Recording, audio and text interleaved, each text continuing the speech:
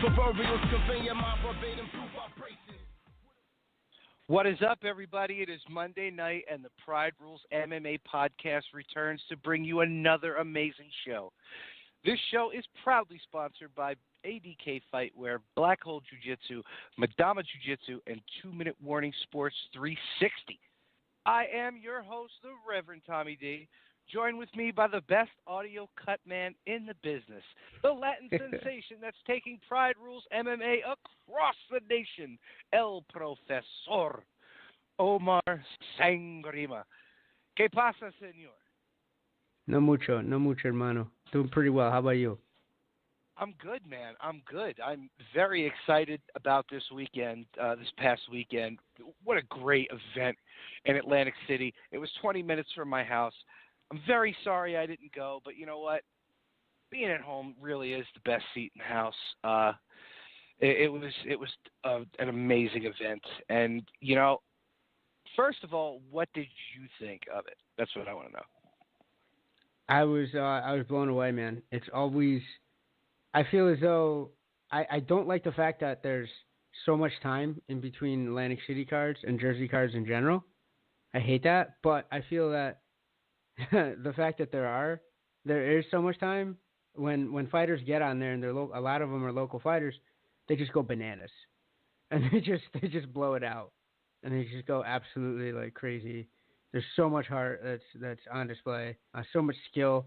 You know, the East Coast MMA scene is never to be slept on. I feel like people do sometimes, and it was just from top to bottom, man. It was exciting. I would want to be the people having to determine who got the fight and the night bonuses. Because I feel as though so many, you know, every time you look, you're like, okay, that's definitely.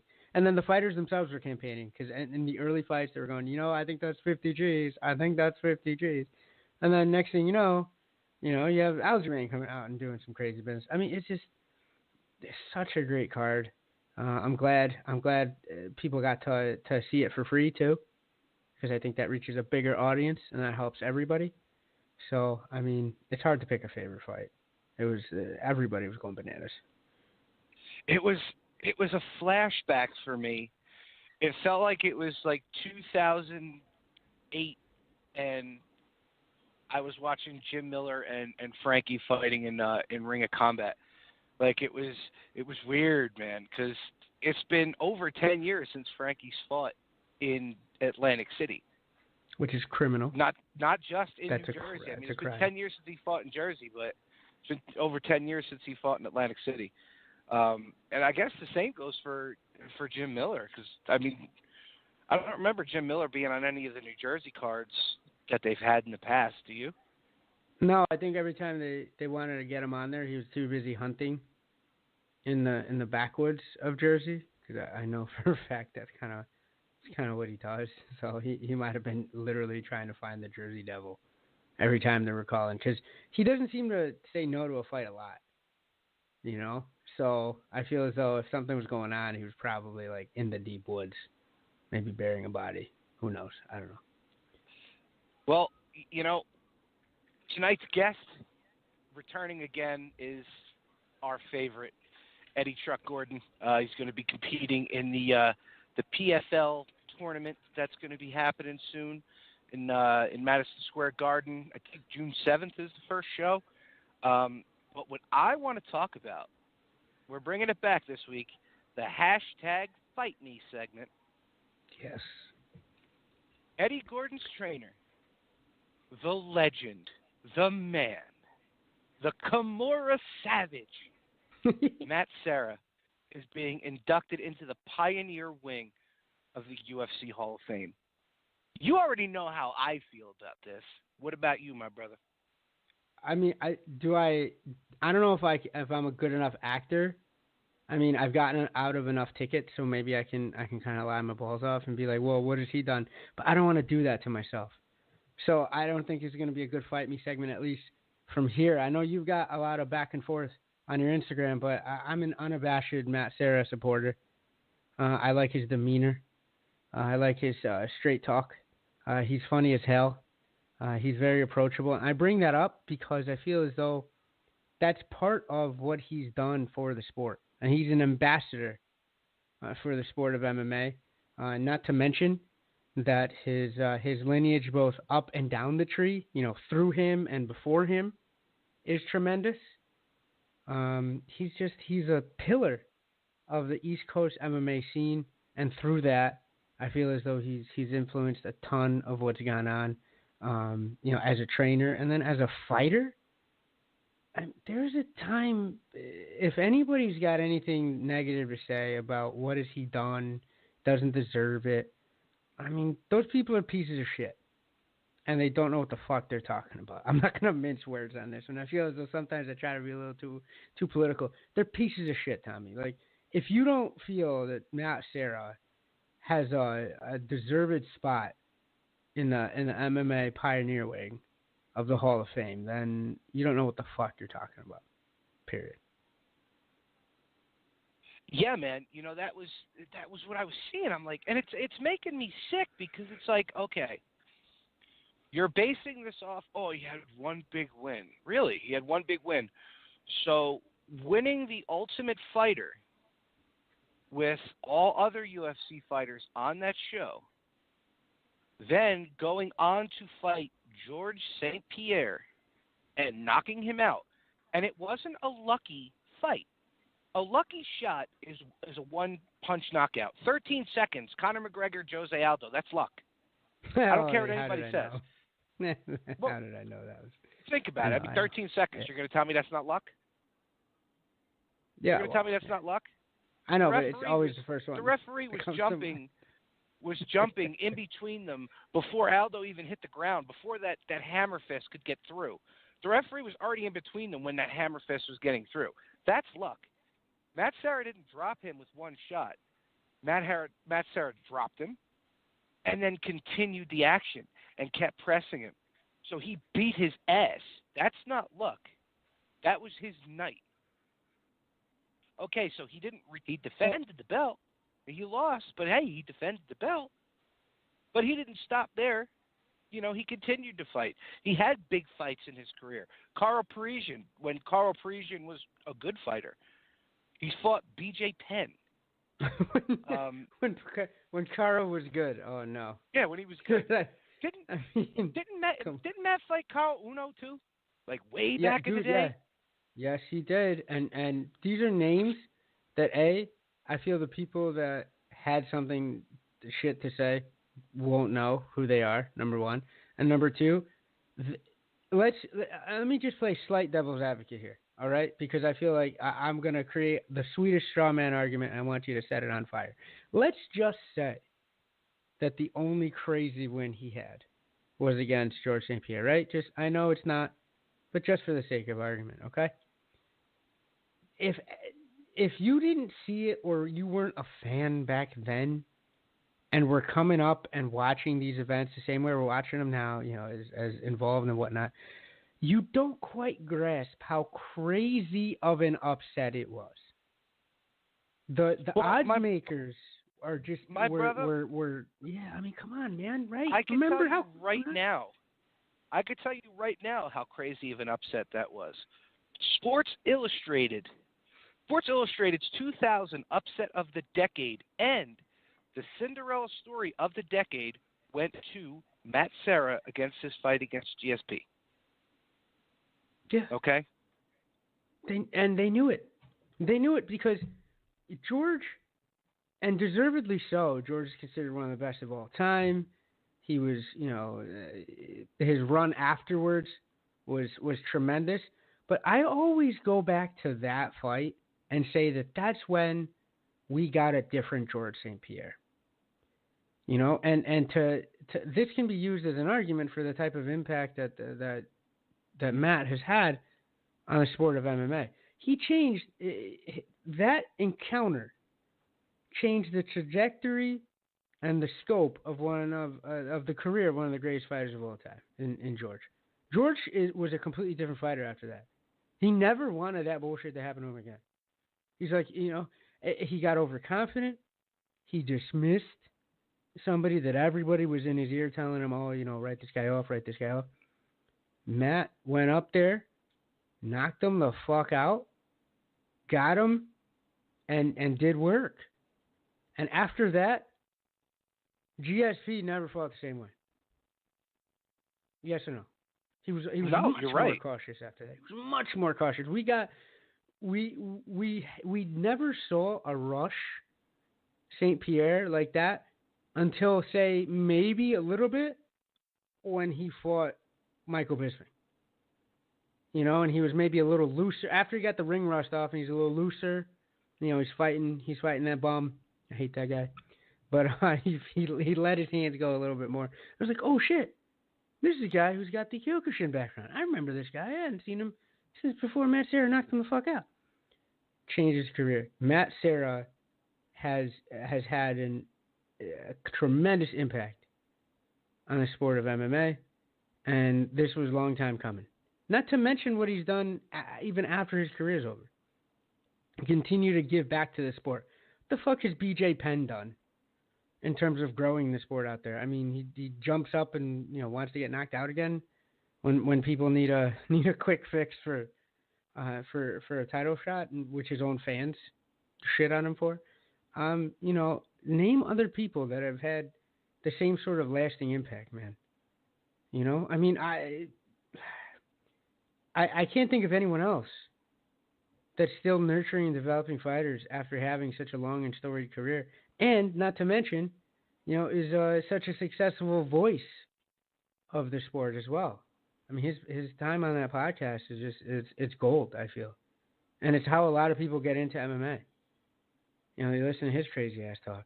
He's engaging, man. He's got absolutely. that personality. So you have him.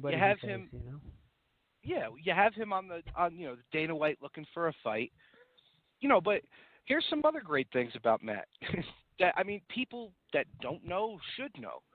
He was the first American black belt under Renzo Gracie. Like, do you people grasp how special that was back then? Yeah. I don't think people grasp that. Gold medal, the 99 North American Pan Ams. Gold medal in the 2000 Rio de Janeiro CBJJ tournament. And a 2001 silver medal in Abu Dhabi. If you people don't understand... God, if you people, and this was back in 2001. This is when Americans had nothing to say to anybody Brazilian in a Brazilian Jiu-Jitsu competition. Right. Like the world had not been spoiled, by like a Rafael Lovato Jr. or a Gordon Ryan, or a host of a Dean Lister, like, or a hate to say it, but you got to give credit, and Eddie Bravo. This is back when Brazilians had the ultimate absolute lockdown on everything to do with BJJ.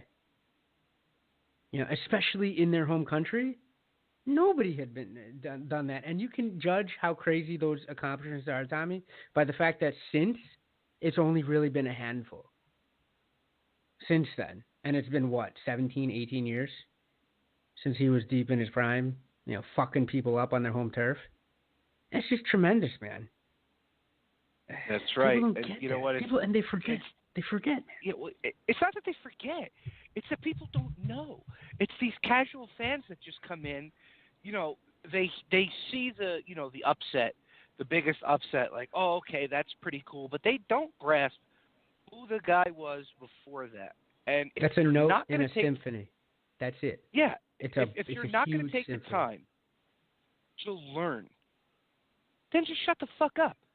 Shut up. What I'm saying. Yeah. And it's okay to say you don't know, right? Go back and you old and I Conor would both McGregor be like, hey, that's what they should do. Right.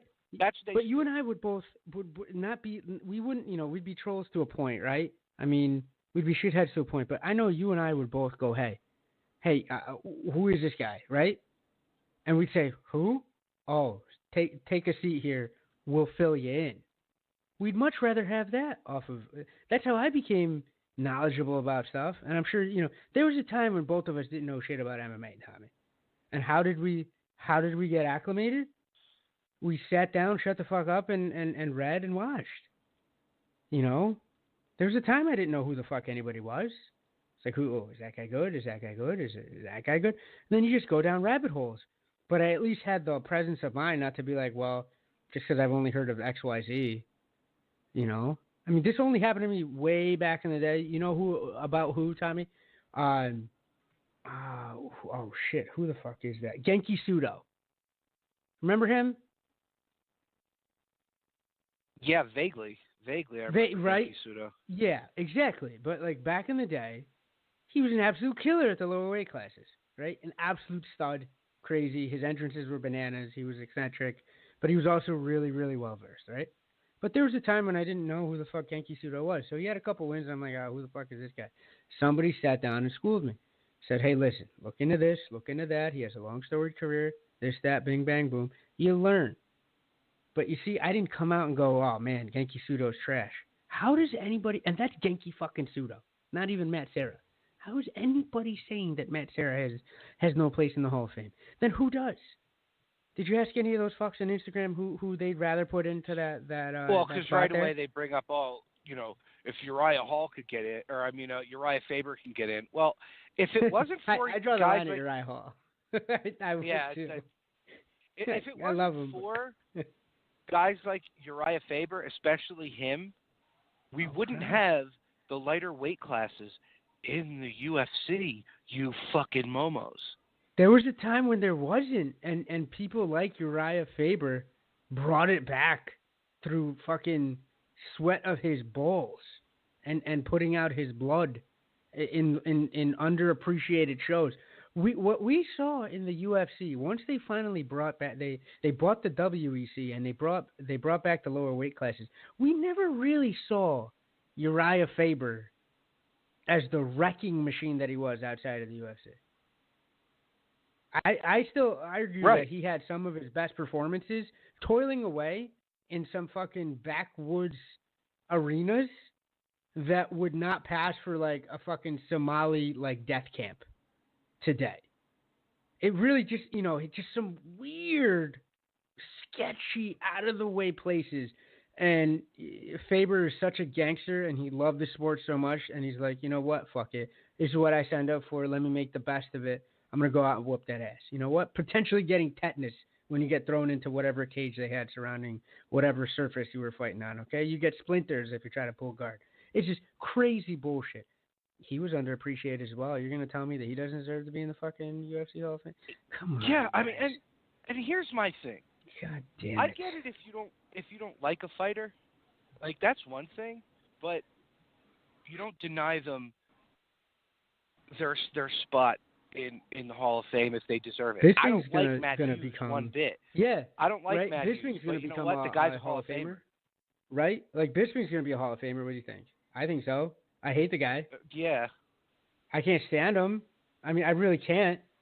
But I feel like he's got a spot there for doing what he did, coming in and his longevity, what he did overseas, how he pushed the sport. He's really evolved the sport in terms of what you might hate him. This might be a demerit for him, but if you don't have Bisping, I don't know if you have a Conor McGregor. That scene overseas was bolstered by people like him flying the flag. I hate the guy to death, but I think he's going to get in. Well, it's just like Matt when people are Hughes, sitting there too. saying, it's just like when people say, well, why is Stephan Bonner and Forrest Griffin in there? Because if it wasn't for Stephan Bonner and Forrest Griffin, mixed martial art, well, the UFC and mixed martial arts would not be as big as it is today if it wasn't for their fight on the Ultimate Fighter finale. I remember where I was during that fight. I know you do too. It's one of those seminal moments, man. I remember I can place myself in the house at the party where I was legit the guy that was telling everybody, we have to watch this or I'm going to shank all of you. And then they thanked me for it after. But they were like, what is this bullshit that Omar's got us watching? You know what I mean? It was still kind of fringe at that point, but it turned into a crazy. And the same thing that Joe Rogan always says about that fight is like, hey, as the rounds progressed, people would call each other and go, you have to put this on. You have to watch this. This is nuts. That's what everybody was doing. But I remember where I was. I know you do. Shit was crazy. For that fight alone, they catapulted MMA and the UFC into solvency, relevancy, and we get here because of that. That doesn't happen, we're not having this conversation. And who knows what the fuck, maybe a Bellator would have come around, maybe not. I don't know if Viacom gets involved. There's a whole domino of events that happen just for that fight. Those guys should never want for anything again. The UFC should have them on payroll forever. Probably not, but who knows? And B, they definitely deserve having. I don't know what they do. Do they do like glass statues, bronze busts? I mean, what the hell do they do for the Hall of Fame? Whatever it is, they deserve like two of them. Yeah. Yeah, you can't just gauge No. Hall of Fame based on championships. Right. You can't. You can't do that, because Barry Sanders is a Hall of Famer, and I don't even. What did he win? One playoff game? I think, yeah, and if that, to try to tell me that he's not top 5 in terms of his ability and what he can do and the things he made other people do to try to catch him and still miss in a football game, it's one of my top 5 of all time. I love Barry Sanders. Yeah, absolutely. Yeah, so don't try and take this away from Matt because, if you don't like him, you think he says shit to be funny. I love it. He's a guinea from New York who was good at fighting. How do you not like that? Yeah. The same people who imitate Joe Pesci in Goodfellas. Like that's Matt, except he's a real life tough guy. That is Matt, but that's Matt, but that is him. It's yeah, I mean, one of the quotes I always remember is, "What are you going to do now? I'm back on the pasta. I'm going to have me all the pasta.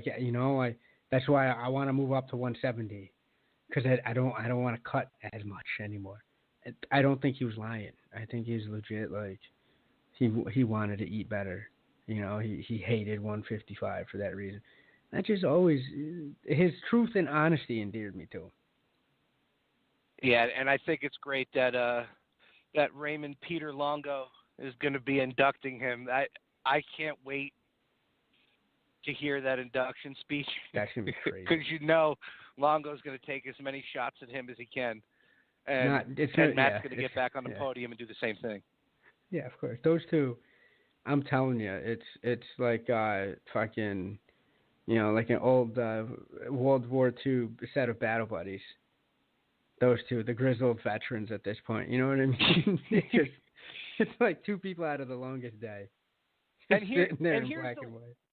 And here's my last part of why Matt is 100% deserving of getting this shot. Look at the kind of trainer that he is. You saw it on The Ultimate Fighter 4 when he made Shoney Carter look even more like a legit killer. Even with wearing a Speedo, he made everybody else. He made 7XL. Yeah, he made everybody's game better. He made everybody's game better on that show. You know what I mean? He wasn't selfish. Yeah. He wasn't sitting there like, well, I don't give a shit because I'm eventually going to have to fight these guys. No, he takes team very seriously, and you saw that when he was coaching against Matt Hughes with his guys. You saw what he did to his own student when his own student was. What was his name? Joe. Was it Cuomo? Joe Scarola. Oh, Scarola. No, Luke Cuomo was the other wild dude I'm thinking of. I'm sorry. And like that was his not only his student but like one of his best friends. Like he takes team very serious, and he doesn't put one guy above his team. I mean, you look at the fighters that he's got. Former champ Chris Weidman. He trained this man to win a belt off Anderson Silva. That's just bananas. One of the second biggest. I mean, it shouldn't be a big upset because the odds weren't that were pretty close, but that's still a big upset because nobody other than Chael had come close to beating Anderson, and Anderson still ended up tapping Chael out. Weidman beat his ass. Al Iaquinta just fought for the lightweight title on short notice and went 5 rounds with Khabib and made it a competitive 5 rounds. Eddie Gordon wins the Ultimate Fighter 19. Aljo is on the rise. The guy beat Renan Barão a couple fights ago. These are guys trained by Matt. Dude. You know what I'm saying? Like, he put in work with that last guy. Holy shit. That was over quickly. God damn it. That was fucking brutal. I'm telling you, I was man. almost Like, shocked, you know. Yeah. and these guys are it's because of Matt. Hell, even Marab had a wonderful fight, even though he got screwed in the end. We'll talk about that when Eddie comes on, because Eddie and I were messaging during that. You know, but you got to give Matt Serra his due. You got to give it to him. He deserves it. He fought everybody they put in front of him. He never ducked anybody. You know what I mean? He had to pull out. He had to pull out at one fight because he legit hurt his back. I mean, the guy's a gamer. His last fight with Chris Lytle, he wanted to keep it standing. He wanted to keep it standing. He didn't want to take it to the ground because he felt that the first time they fought, the fans thought it was a boring fight because all Matt did was take it to the ground. You know what I mean? That's and the thing is, when you put it into context, that's kind of Matt's thing. But he said, "Fuck it, let's do it. Let's do it your way. Let's do it live." You know, it shows you the type of guy he is, and the type of entertainer he wanted to be. He realized that you gotta kind of be both. His personality lent itself to that. And I feel that it's those types of fighters and those types of personalities that push this sport forward. But yet, you don't want to give them their props, man? Like, come on. I don't know. I really would like to check the bona fides of anybody going and saying, hey, this guy doesn't deserve it. You know, if you tell me like a Luke Thomas, you know, or a Jordan Breen, you know, somebody crazy like that comes out and says, hey, I'd want to ask why. I'd give it a little more credence. But from the sounds of it, it just, you know, it sounds like Cheeto-fingered, you know, dick fucks that don't have anything to do with knowing what the hell they're talking about with the sport and going, hey, you just want to hate for no reason. Honestly. Because even personality-wise, the dude's a gem. Like, he's an absolute fucking, he's just a funny guy, you know, and entertaining. It's what the sport needs. Do you want 50 more of those, or do you want, you know, what is it, 50 more Jose Aldos, or even 50 more Anderson Silvas? You know, what the hell are they doing post-career? You know, I know they're both sort of still in it, but like, there's so many folks that after the sport's done, they just run away, and it's on them if they want to do it. They've done what they need to do in the sport. I get it, but Matt stuck around, contributed to a legacy, and really continues to push the sport forward today. And when's the last time he fought?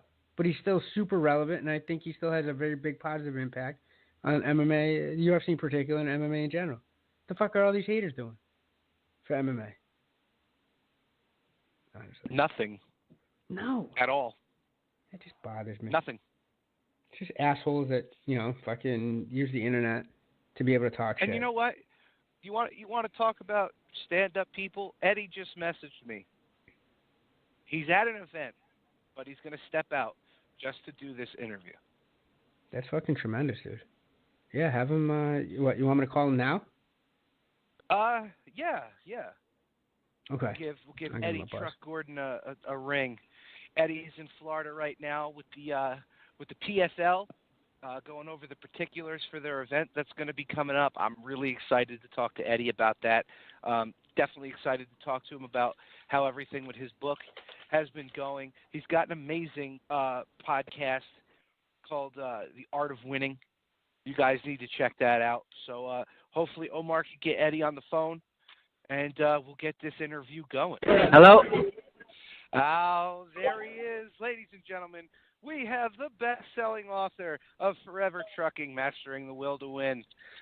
We have the host of the Art of Winning podcast, the Ultimate Fighter 19 winner, Tough 26 cast member, and now the welterweight fighter in the PFL $1 million tournament, Eddie Truck Gordon. What is up, man? Oh, man, nothing much, man. I'm just here enjoying life. I'm actually at a PFL event, and it is going to be an amazing season. I'm super excited. Thanks for having me, man. I feel bad because I didn't get to announce it on the show. I kind of knew it was ruined for a little bit, but I couldn't spill the beans. and I didn't know when they were going to spill the beans, but I'm excited, man. So I'm here now. Yeah. Well, Omar, once again, we guessed wrong where he was going. That's true, Listen, man. when you called it, I was like, oh man, should I tell him I couldn't? I was on the fence. I was on the fence. But let me tell you something right now.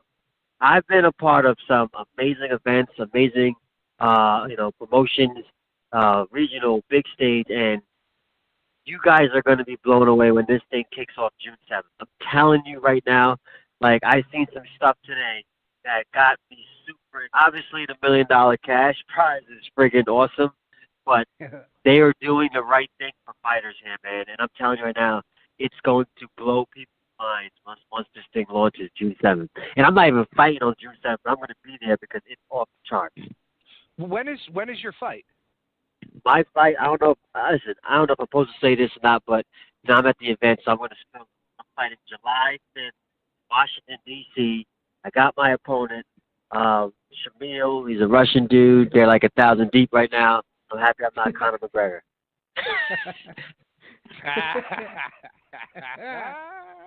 Oh, no. But Oh, it's freaking awesome, man. We got like 80 something fighters right now. They took us all out. We had like a little media seminar kind of thing, kind of break down all the tournaments, matchups, all that fun stuff. And tomorrow we got some media stuff, some photo shoots, videos, interviews, all that fun stuff. And I'm gonna master because I'm sitting here talking to you guys, so I'm obviously gonna be a pro by the time I get there tomorrow. So, oh my it's God. exciting, man. It's exciting, man. Is like Boss UFC Rules there? is Boss Boss there? is actually Boss stopped in for a hot minute, but he had a speaking engagement at somewhere nearby in Florida.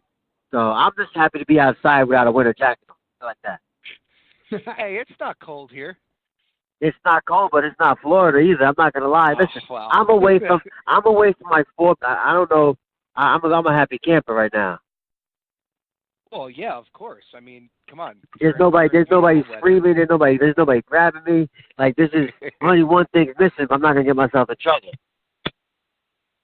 No. I'm actually the champ just walked out. See that? Greatness gravitates to greatness. Andre Harrison just snuck outside looking all brolic. Oh, Nice. man.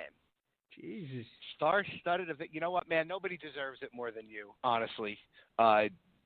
Look, I'm not blowing smoke here. I read your book a couple times, and my favorite chapter is feeling adversity, because I can relate with some of the stuff that you went through. So Oh man, I appreciate it. Nobody deserves this more than you do. Honestly, Man, nobody deserves honestly, man, more. thank you so much for saying that, man. Like I had no idea, no clue when I was writing this book what it would do for my life. Like the feeling that it gets when people tell me what you just told me, when I get text messages, emails, when people say thank you so much, like I can relate to it, and it got as deep as somebody hit me up and they said they thought about taking their life, and when they read the book and they decided that that I was going through some adversity that they were going through, and they weren't the only one. They changed their perspective on life, and they actually wanted to live.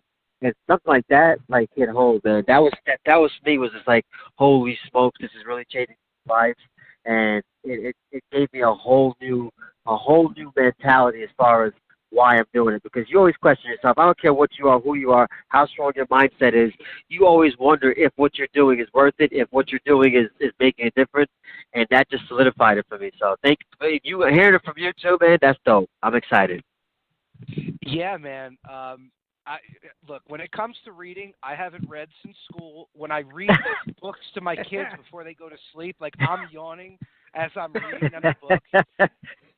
I couldn't put the phone down while I was reading yours, man. It was an amazing read, and I mean I'm glad it sold as many copies as it did, and I'm glad your podcast that you haven't invited us on yet is doing so well. Oh, listen, I'm telling you right now, man. I gotta get you guys on, man. Like, what's wild is that I really didn't want to tap into the athlete's world because I want to give people a different look. You know, the art of winning is more than just about sports. It's about life, man. And I know you a little bit more intimate than maybe some of the guests. So you have an amazing story, and I obviously would love to have you on the show. But again, it's about just reaching people and just giving the average person, you know, an opportunity to tell their story and be not so average because we all got a story. I don't care who we are, you know, whether we're a professional athlete, a professional banker, a professional mom. Every single one of us has a story, has a story that should be told, and we just don't realize it. And that's just what the platform is. It's just giving people the opportunity to tell it, and hopefully it's going to help change somebody's life, man. So that's what it's all about, and I love it, man. I'm excited. I'm excited a lot these days. You should be. You should be. You know, when we announced that you were coming on last week, the first thing that Omar said is, if there is one guy in this world who could stretch that $1 million payday, it's Eddie Truck Gordon. Absolutely. Let me tell you something. I'm super excited because people just don't realize, man. I did all my growing in the UFC. Like, regional promotions are tough, and you grit your teeth and you figure it out there. But I did all my growing in the UFC. Like, all my losses came from UFC guys that were top 10, top 15. Most of those guys I was beating. One dude, there's no chance in hell I lost that fight. Only three people in the whole entire world thought I lost that fight. Two were the judges, one was the kid's parents. So it's fine with me. Like, I'm fine with that. But it's crazy, and I'm like, everything happens for a reason because if I win that fight and I'm still in the UFC, I don't have this opportunity to compete in this PFL tournament. I don't have this opportunity to make more money in 6 months, 7 months than Demetrious Johnson did the 90% of his career, which to me is a travesty. The dude's one of the baddest guys on the planet, and it's just not fair. But I have this opportunity right in front of me, and it's not about how flashy you can talk. It's not about how media you can scrum up. It's going to boil down to you walk into the cage, you compete, you fight, you win, you move on. Bottom line, that's it. There's nobody to blame but yourself. There's no talking going to get you a championship shot. It's about being an athlete. It's about being a sport. And in the sport, our job as fighters is to go out there and entertain. So it's beautiful, man. They did a heck of a job putting it together. Now, what's the point system with this? I was trying to read it and understand. How does this work? Because it almost sounds like, you remember high school sports? How, like, how many points? Power ratings and all that stuff, PowerPoints. Yeah. Yes. I tell you what, man, they broke it down to pretty. I like it. So if you win a fight, you get 3 points. If you draw, it's 1, and then if you lose, it's 0. If you get a finish in the first round, whether it's TKO, doctor stoppage, whatever, choke, knock 3 bonus points. Second round, 2 points. Third round, 1 point. So if you get a knockout, first round you win, you get 6 points. You lose, you get 0 points. After 2 fights, they tally it up, and then it goes. The top 8 fighters go into the actual playoff. Now, if there's head-to-head, and there's there's somebody got the same amount of points, and let's say 2 guys with number 8, and they go to these guys fought each other. They didn't fight each other, and let's just say we both got 6 points, right? Because I beat you, I knocked you out, I won, perfect. I got 6 points, you got 0. Your next fight, you knocked the guy in the first round, you got 6, I lose. Now it's 6-6. Then you go to head-to-head. Okay, I beat you, I'm in, you're out. So it's beautiful, man, and it's like it's about the fighters dictating what's going on. And it's the first season, so I'm sure there's going to be some craziness that goes on, but that's like anything else. But fighters are getting paid. There's going to be $10 million awarded, in the finale of the season. There's going to be 6 champions named. 10, like, that's sick. That's sick. Yeah. Now, like the PFL is fairly new because they just took over the new platform from World Series of Fighting. But you mean to tell me that they're going to have 6 championship fights at the season finale, and there's going to be $10 million awarded? The UFC could do that. They could pull that trigger, but they're keeping all the money themselves. It's like, come on, let's be serious. Viacom could do that. Bellator could do that. But the money's going to where it's supposed to go to the fighters, to the entertainers. There's no way in the world you should be a $4 billion company, and your pay salary to the employees is not even 5% of that. Like, that's what it's about, man. The sport is the fastest growing sport in the world for a reason. So the talent deserves to get paid. And I'm telling you now, man, I guess I could blow the whistle. There's some sick fighters here, bro. Like, literally, there's some sick fighters here at this retreat. And It's awesome, man. You see, guys, it's real. People, I'm not gonna. I'm on a rant right now 'cause I'm fired up. So this is the passion talking. I usually don't. This is the passion talking. Once I get going, man, it's me. But you're going to see some migration of fighters traveling and switching promotions. No doubt about it. You're definitely going to see it happening because it's real now. Like I was worried when I known about this for quite some time. That's why I didn't take fights with different promotions. I didn't sign contracts with different promotions. And people are like, what's wrong with you? Why aren't you taking these fights? You're passing on good money. But I knew what was on the horizon, and I got nervous. Like if this doesn't pan out, because it was supposed to happen in January of this year. And I'm just like, damn, did I make a mistake? Well, what did I really pass upon golden opportunities before? And everything happens for a reason. Thank God my book was doing so well. I was doing speaking engagements. I was able to feed my family because that's what it's about, right? It's about feeding your family. So everything happens for a reason, man. And Ray Sifo and these guys are like genuine dudes. He's a fighter, man. He's been through it. He knows what we go through. He's still in the gym over there at Extreme Couture. So he knows what we do every single day. It's not just the 15 minutes, the 25 minutes that we're in the ring, we're in the cage. It's everything that leads up to it. But that's what's freaking so awesome, man. Like, they genuinely care about the fighters. So I'm excited. Again and again.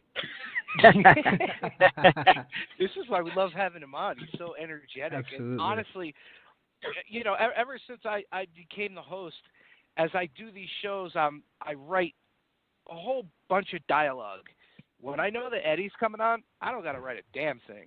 You don't got to write nothing. You know I'm going to take over the show and do it right for you, man. You see that? That's what it's about. Nah. Listen, you guys do a good job, man. You guys, let me tell you, I do a lot of interviews. I do a lot of stuff, whether it's for corporate companies doing speaking engagements. But you guys make it feel natural. You're just having a conversation. You're just saying how you feel. And that's how it should be. It should be a conversation. I listen to so many of these podcasts, and that's why I wanted to do my podcast because, one, I had a ton of fun with you guys. Two, you listen to some of these podcasts, especially when you talk about business and motivation and mindset, boring as shit. Like, they're just guys talking about a script, talking about this, and they're not talking about real life. They're not talking about experiences. They're talking about some certification they got in college. I don't want to talk to the guy that got the PhD in behavioral science. I want to talk to the guy that went through struggles in life, went through ups, downs, obstacles, and I want to know how he dealt with it. That's the guy I want to talk to. I don't want to talk to the guy that got a trust fund that went to college and got a degree. I need life experience, not certifications. And that's kind of what my show is about. That's how I feel when I come on your show. We're just talking, having a great time, and trying to help somebody else find, some kind of meaning in their life because, shit, I didn't have the meaning of my life my whole entire life, and now I feel like I got it, and I want to share with everybody. I want everybody to win, except for the guys I'm fighting. Well,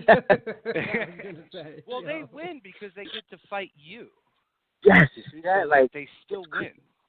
Exactly. I'm telling you right now, you're going to see so many stars born from this league because they're just pouring money into the fighter. They want, like, it's crazy, man. And it's like, what's going to happen? Like, there's going to be somebody, myself included, 5 other guys going to win $1 million.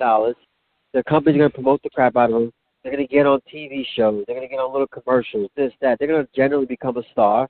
And they're going to have an opportunity after their contract is up to go to a UFC, but who's going to want to leave when you have another opportunity to make another $1 million in 12 months, and then another $1 million, and then who knows, this price could probably keep going up if they get their ratings, this and that. And it's about building the fighters, putting the money in their pocket. Everybody talks about how many pay-per-view buys that these big promotions are doing, right? If they do 1 million buys, 60 million a pop, nobody remembers about the bars and the restaurants that are paying $30,000, $20,000, $40,000 to get these same pay-per-views. So that money that's being disclosed is 10% of what they're really making. Then you throw on top of the gate. Then you throw on top of the sponsorship money that they're making. But then you look at the salaries that these guys are getting paid, and there's not even discretionary bonuses no more like we used to get. So it's like, come on, that's crazy. How could you not? Any business, you got to put the money back into your business for it to grow. And your business is the fighters. It's funny that you mentioned that about the pay-per-view buys because we talked about this after the Francis Ngannou and Stipe fight. Chael Sonnen and Rampage had over 1 million viewers for just that fight alone. I don't think the UFC's pay-per-view that night broke 300,000 pay-per-view buys. Yeah, it's crazy. But people don't realize that. The UFC does a great job of marketing. But if you look at people are going to buy that pay-per-view, they're going to watch the free TV. There's so much. Like, I need to launch a business course for athletes because they just do not realize their value and their worth. That same kid that's fighting on Fight Pass deserves just as much friggin' money because now his whole entire family, their family, his friends, this and that, everybody's chiming in and spending friggin' $10 a month. Then they're not going to cut it off after that month pass. They're going to probably sit there for a whole entire year. They're going to drop $120, maybe $130. It's going to, like, it's just so much money, and these people just don't realize their worth. And that's the scary, sad part because they're being taken advantage of. We don't need no union to protect us from the promoters. We need a union to protect us from ourselves, man, and it's scary. Yep. And the problem is that there's so many fighters that are willing to fight for nothing, and the guys that are being taken care of at the top, they're getting taken care of. So it's like it's the lower half and the middle half that gets screwed, and people wonder why is Mousasi leaving the UFC to go to Bellator? Because they're gonna pay him. Like, he loves to fight, he loves to compete, but he also loves to get paid so he can take care of his family. It's prize fighting, and now right, Eddie? Like, it's not, like, yeah, you fight for prizes. Like, yeah. And you'll get the keyboard warrior that'll be like, oh my God, that's bullshit. This guy's getting paid $1 million. I'll go fight for $1 million. That's 15 minutes. Like, bro, it's not 15 minutes. It's 8 to 10 weeks. It's sacrificing your family, sacrificing your body, sacrificing your health long term, and most importantly, like, you do not realize what goes into a camp. You got to pay people. You got to pay your family. You got to be away from your family. You got to go to mood drinks. You got to deal with millions of people criticizing and judging you. There's so much more that goes into it that people just do not understand and cannot grasp until they know somebody who's going through it. And that's why I don't like going out. People want to pay me to go to their bar and watch fights, and I won't even do it because if somebody I know fighting, I don't want to be around the average person that doesn't have a clue that talk shit about them because it emotionally drives me crazy to just hear some of the things people say without even going to the gym to train for 5 minutes, and they have no idea. It's crazy. Well, it's funny. It's funny that you mentioned that because before we called you, Omar and I just went into an entire diatribe about the hate that Matt is getting because he's being inducted into the Hall of Fame. Crazy. It's crazy. Which to me is absurd. The guy is the first American to win in Brazil, black belt, legit. Like you talk to anybody that knows anything about sports, he's probably one of the top instructors, the top beating guys to walk the planet. He's one of 2 people in the world to say that they beat GSP in the world ever. Arguably one of the greatest fighters ever. Not only beat him, knocked him out. Knocked him out. Not even knocked him out. Made him tap. Watch that fight over. GSP gave up, tapped, said, I want no more of this. The ref didn't stop it. GSP stopped it. He tapped. Like, for people to start talking that, they don't know their ass from their elbows in the sport. And that's what's scary. That's what's genuinely scary. But you know what? It doesn't matter. They're never going to be able to take that away from that. They're never going to be able to take that away from him. And nobody deserves it more than that guy. He's an amazing human being. He literally he took me under his wing and helped me in more ways than he probably even realized.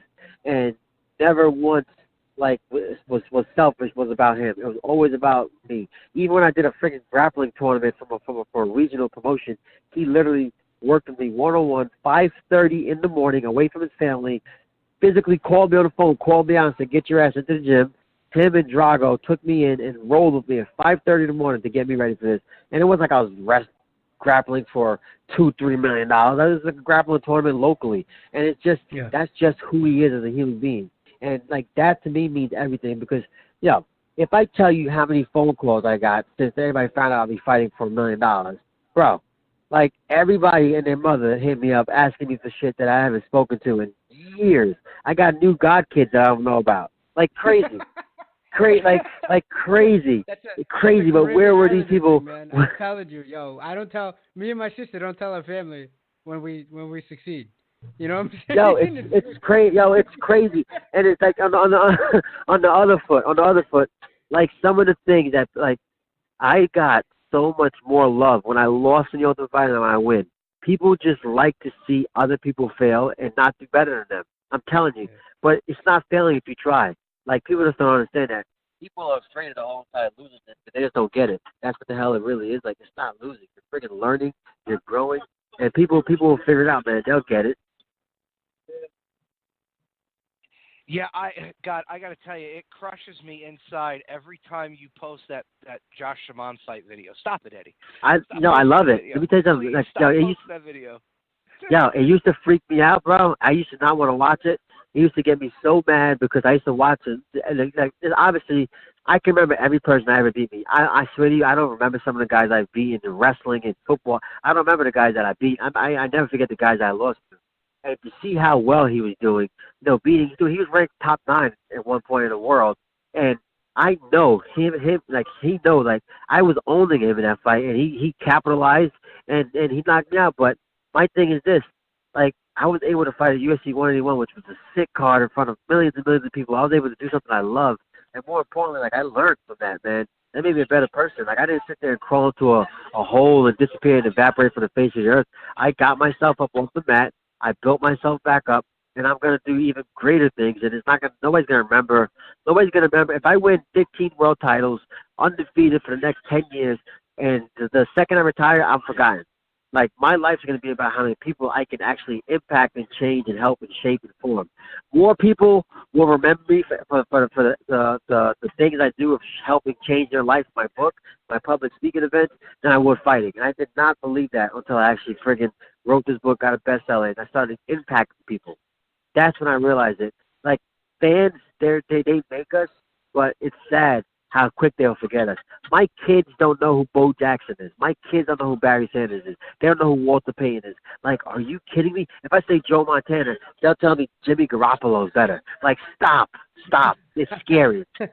Stop. Yeah, that's the other like, thing. think about that for a second. Like, that's insane. Yeah. That hurts me. We talk about that a lot, especially like with the fighting. Like, these quote unquote casual fans, that it's pretty much them who are bashing Matt.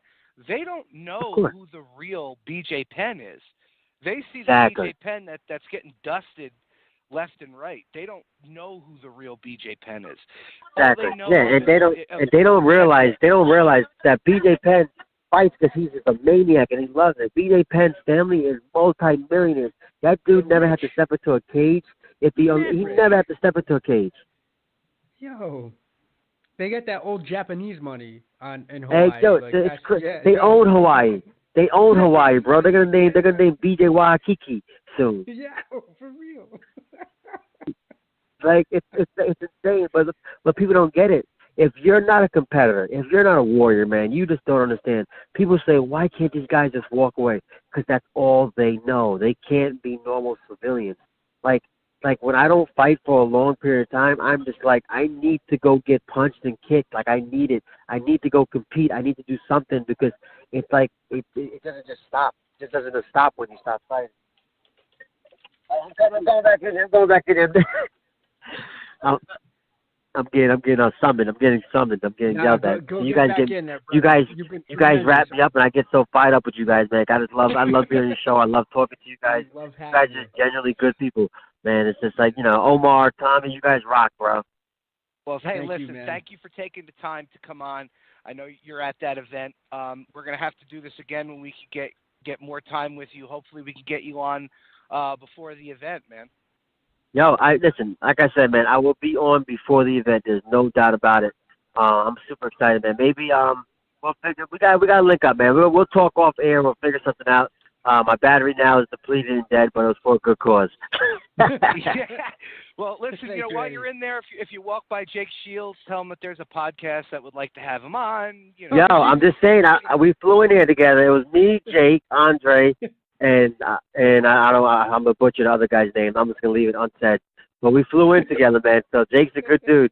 He actually worked out this morning. I just ran because I'm a little bit on my chunky side. I'm gonna do my photo shoot looking like DC. I love some cake tomorrow. I'm super excited. Yeah, just drop the info to Jake and just do it on the sly. I got you guys. Come on, I'll shoot you. I'll drop a line for you guys. Thank you, Eddie. Listen, Chuck. Thank you, and we'll talk to you soon, man. Done deal, man. You guys are the best. Good night, brother. Man. Take care. Yeah, good night, brother.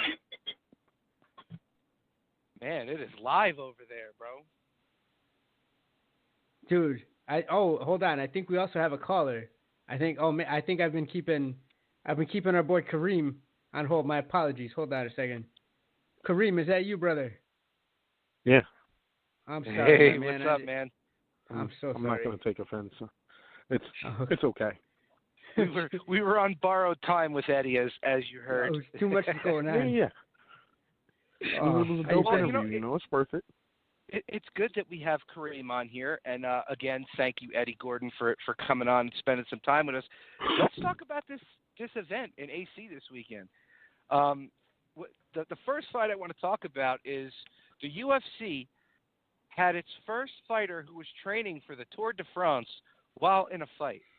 Jesus Christ. While in a submission. God damn it. Merab was bicycling those legs to show that he was still awake. Oh my God. And the New Jersey State Athletic Commission said he got TKO'd. What the fuck was that, guys? I don't know if you guys know, but there's a heroin epidemic in Jersey. It's pretty bad.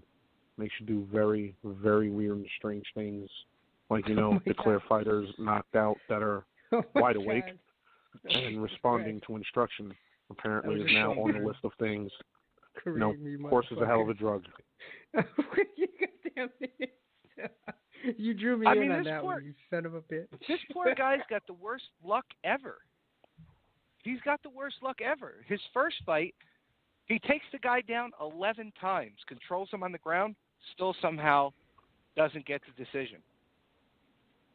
Was beating this Ricky Simone fucking idiot with that fucking retarded haircut. He looked like a goddamn Furby. Gets caught in that submission at the end and gets a TKO. Ow. Omar, what do you think? I'm still taken aback by how much it looked like he was trying to get out from under a comforter. I don't know. I'm just, yeah. That is a very, very good description. I just don't, like, I was rubbing my eyes because the bell sounded. He got up for a second. He looked around like he was clearly exhausted. And then it's like, whew, let me take a minute to let some steam off. Like, I lost that round, but I won 2 rounds. And then they're like, TKO. And it's like, what? It's bogus. That totally was the bogus. weakest. That was the weakest shit since Uberim and horse meat. Like, bro, it's bad. All of us have one time or other competed, not on that stage. At least myself, not on that stage. How much would we have all just lost our shit if we're at the big show and then we get jobs like that? God damn it! Oh my God! Oh man! And that actually, that's just fucked up with New Jersey. If he would have gotten up when they were telling him to stay down, they'll pull his license in Jersey, and he wouldn't be able to fight in Jersey anymore. What? Yeah. I went to a Ring of Combat event way back in the day. The one that I was telling you guys about, that like so many UFC stars were on, and a buddy of mine got knocked out. Well, he didn't get knocked out; he got his jaw broke, but they wouldn't let him up. And I was talking to him after, and I'm like, "Were you out?" He's like, "No, I was wide awake." I'm like, "So then why were they keeping you on the ground?" He goes, "Because the way New Jersey Athletic Commission is, if they tell you to stay on the ground when they're checking you and you get up, they'll pull your license." Some more Garden State horse shit. Oh, they're right up there with New York. I was gonna say New York don't got it much better. I don't want to shit on your guys' state too much in terms of like the athletic commissions, because there's slightly more rhyme and slightly more reason than whatever the fuck New York does. Although at the beginning of the Fox portion, like the main event, right at 10, I did grimace, and I'm thinking the two of you did as well, when they said the New Jersey State Athletic Commission is not jumping on the new unified rules, but they do some of the unified rules, and they use they replay, do the instant replay. That's only to verify if somebody voted last week. Like it's some Byzantine weird business. I don't understand. Well, they were. Come on. They spoke out against the new points to a downed opponent, and I agree with them in that aspect. Because that new, whatever, however many points, if the fucking fingertip is grazing the mat, whatever. They're saying that that's not making it safer for the fighter. And they're right. So I don't disagree with them in that portion. I don't know what other rules they weren't adhering to. You know what I mean? Instant replay is weird stuff, right, Kareem? Like, what can you do? I don't understand when instant replay can be used, when it can't be used. I'm just some scrub watching it on a couch. Like, how can you fight in those situations where from state to state your shit's gonna change? I couldn't. What they need to do is just get one adopted system. If you're gonna have mixed martial arts in your state, that is the system you use. They forced the 10-point must down everyone's throat for I don't know how many years.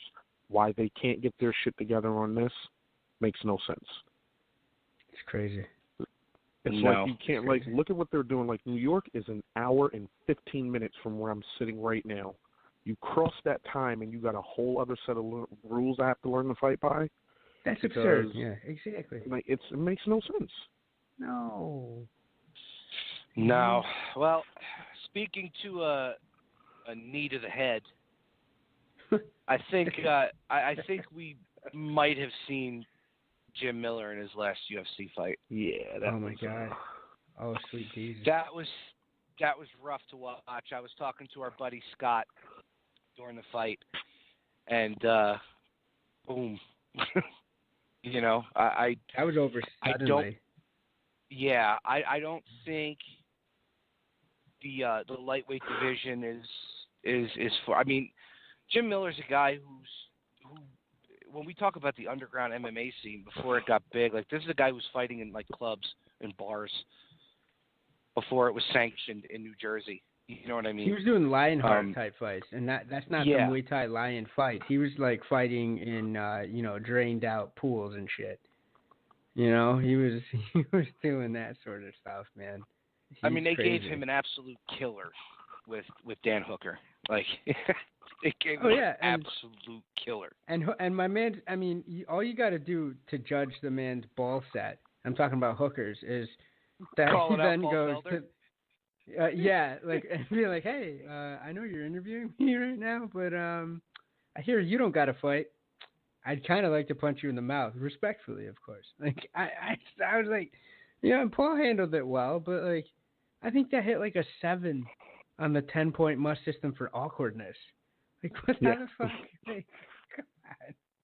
Yeah, hey, Paul Felder does need a dance partner, and and Dan Paul Hooker Felder will fight anybody, right? As yeah. evidenced by him being like, "Yeah, I'll take Khabib," right? Wasn't he bandied about, and he was game for it? But then what happened? Oh, that fucked up athletic commission that we just mentioned, the New York State, right, guys? Said, nah, he's not ranked. Get the fuck out of here. You know? I'm glad Al got it, but come on, man. Yeah. Like, Jesus. The fuck? I believe one of the people that said Paul couldn't have the fight was probably Russian. Just going to put that out there. Ah, okay. Makes sense. Makes sense. It was on Facebook. So we're pretty much in agreement that I don't think Jim can really do much in the UFC anymore. Does he go to another organization? Do you think he could show. But do you think he could do better somewhere else, do you think? With Roy. What is he still with the same camp? Is he changing anything up? Yeah. Like, no, how far he's still varying down. away? Yeah, he's still with the same Miller Brothers camp guy. Yeah. He's down by you guys, isn't he? Well, he's not down by he's you in guys. there's Sparta. That's about 2 hours away from us. That's still right by there. It's in the great state of New Jersey. It's the same thing, guys, all right? Stop it. That's what everybody thinks.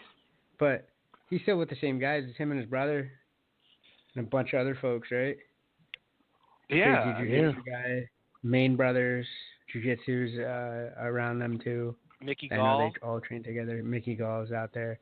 You know what I mean? Fuck it. Have him do a show where instead of searching for Sasquatch, he's searching for the Jersey Devil. I'm telling you, man, I would watch that. Like, he's this crazy mountain man. Him and his brother strike me as somebody. North Jersey doesn't have much to do with the Jersey Devil. That's like down by where I live. Stop it. Yeah. The Jersey Devil's everywhere. He just tricked you in thinking that he's not up in northern Jersey, but that's probably where he is because he's got What's the Devil's biggest power? Making people think he's in South Jersey when he's really up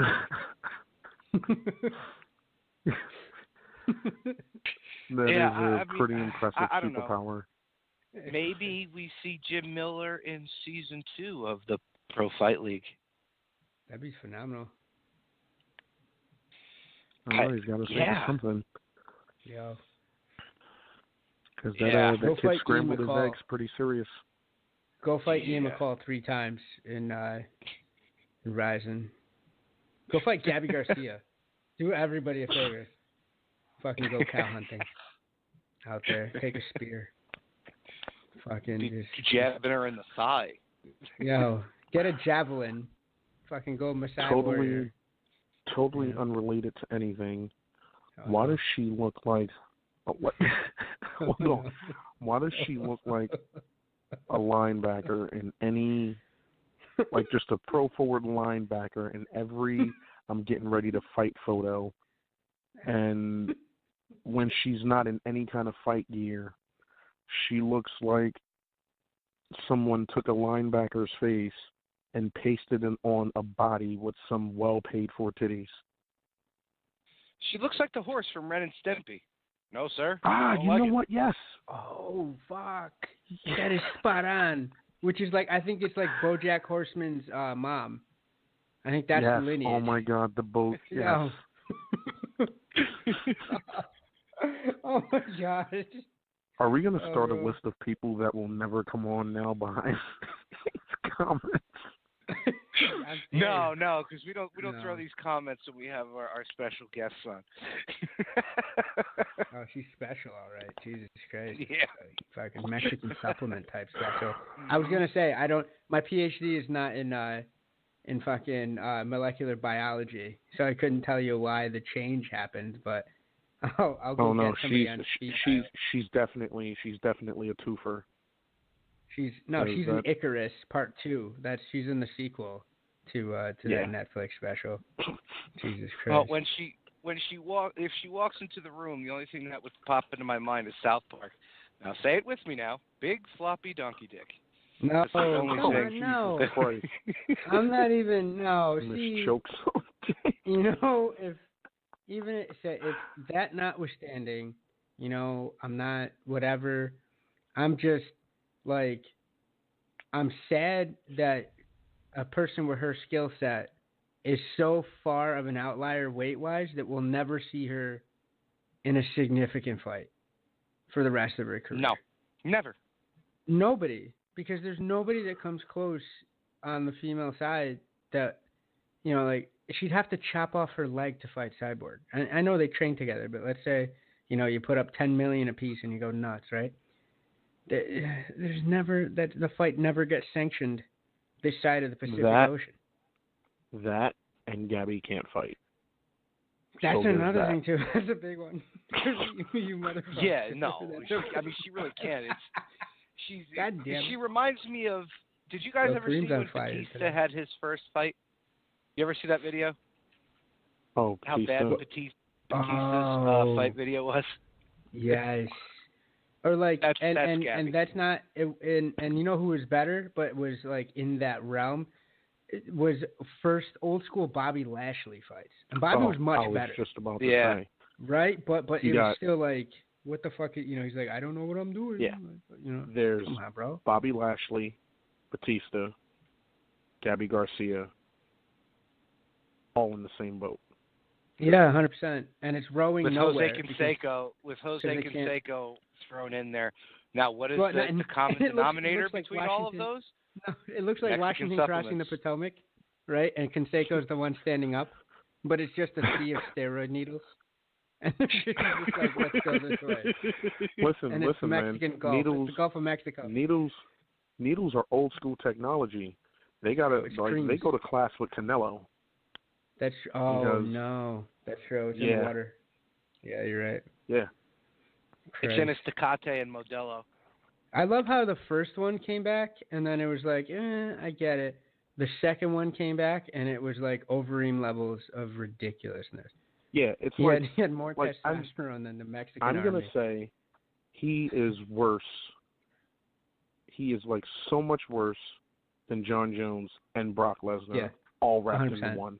Because the two of them sure. popped hot. Like Jones definitely. Everyone said he didn't have enough. Brock Lesnar popped for clomiphene.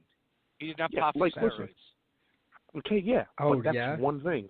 Canelo gets tested, and it's like he's like, oh man, yeah, it's in the meat, and everybody's like, there is a problem with meat in Mexico. Yeah, that could be a thing. He's like, yeah, man, test me again. You know, I'm good. You pop for something else? What?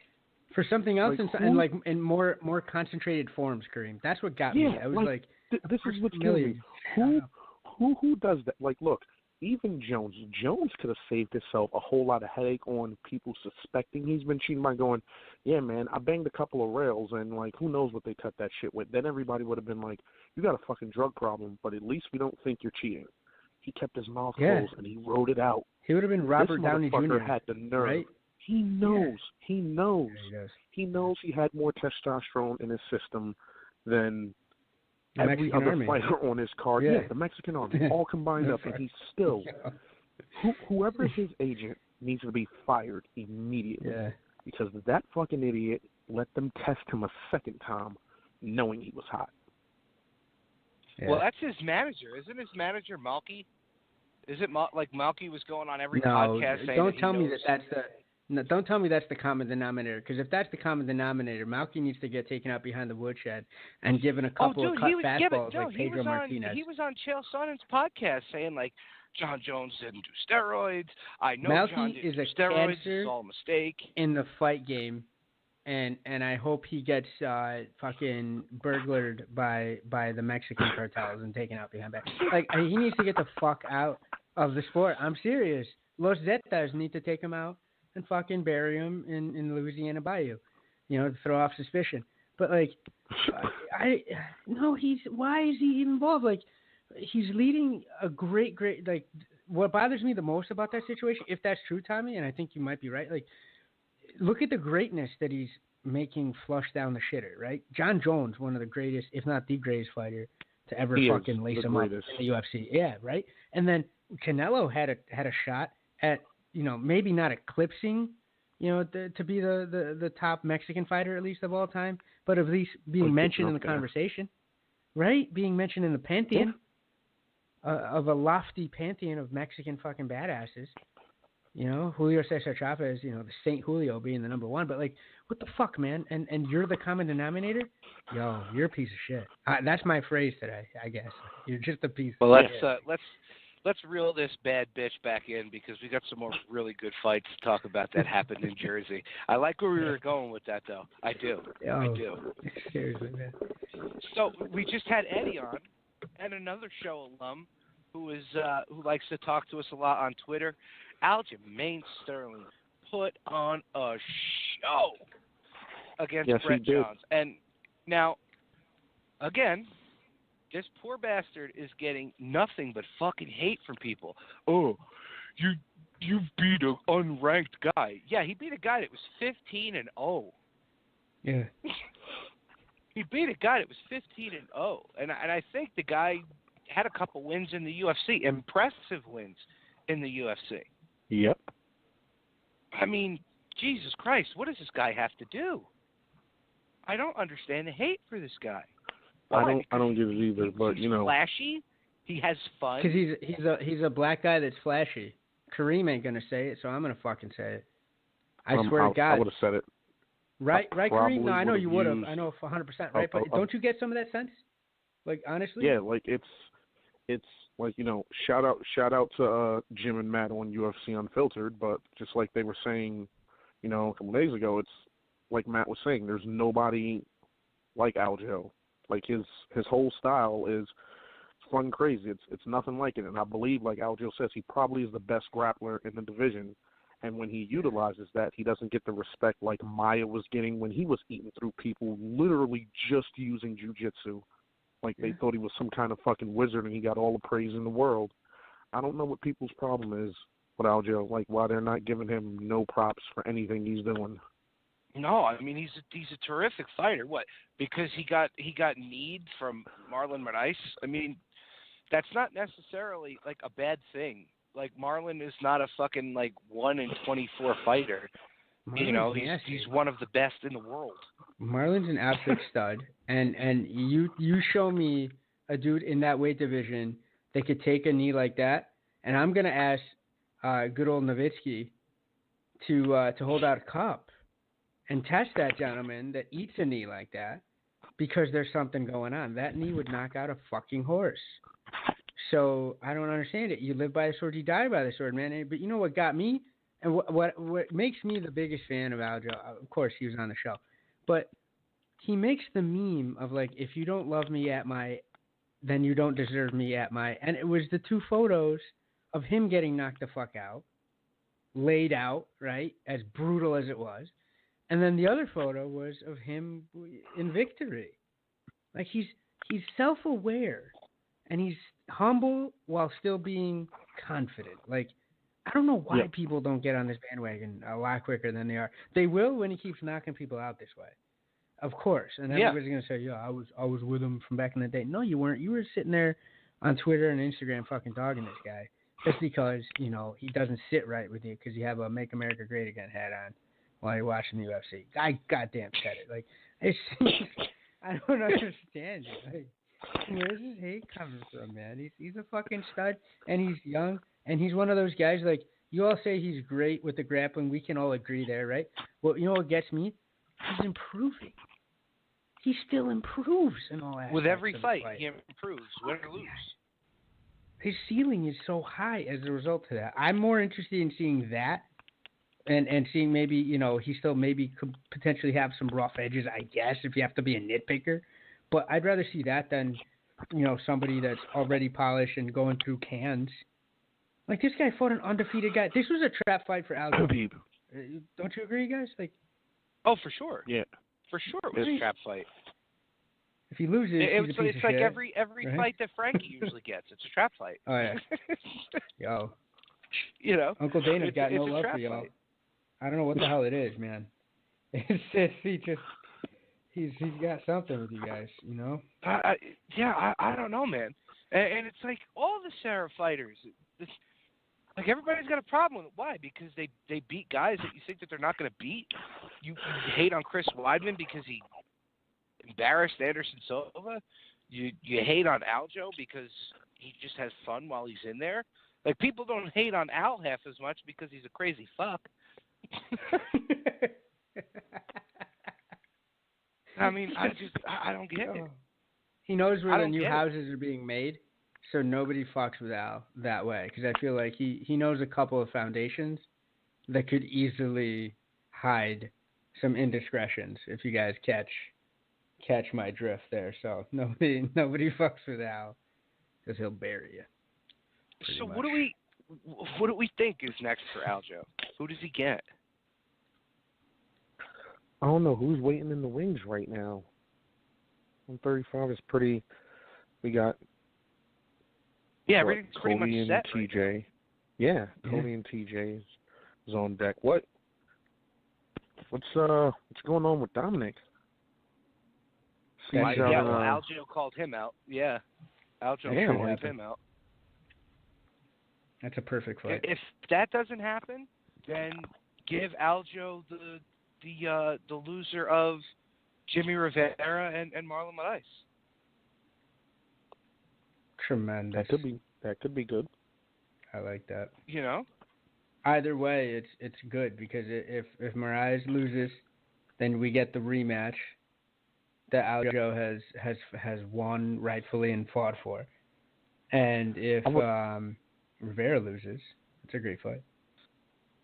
I would like to see him get Dom because I feel like, a good win, a good show with a win over Dom, and he's like right back in there. Like right in there. Yeah, I mean, the future's bright for him, no matter what. No matter what, the future's bright for him. So we're definitely going to be excited to see who he gets next. Now, let's talk about exciting. We're keeping this in a New York family. We're keeping this in the Renzo Gracie family. David fucking Branch. Yo! A beautiful knockout of Thiago Santos. Woo, baby.